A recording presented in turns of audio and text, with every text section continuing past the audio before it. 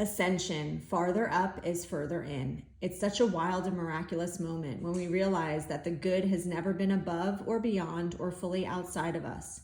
It's such a wild and miraculous moment when we arrive at this truth that the great, big, unsayable love that is the good is actually right here within us.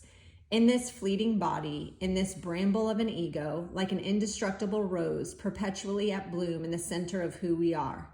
It's such a wild and miraculous moment when we realize that farther up is actually further in.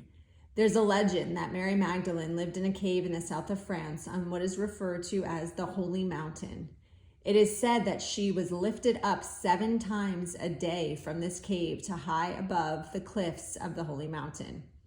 Artistic depictions of this legend have Mary lifted up physically by at least 4 angels. One way I used to distance myself from Mary's humanity was to imagine that this happened for real, that Mary was actually lifted up into the air by a bevy of angels.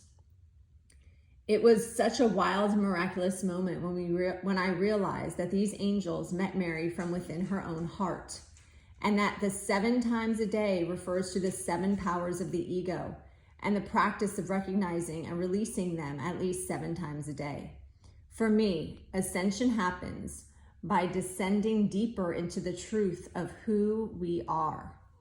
The angels lift us up when we forget that the good is not distant, above and beyond us, as if the good is way, way up there in heaven, too high for us to reach in these lowly human forms.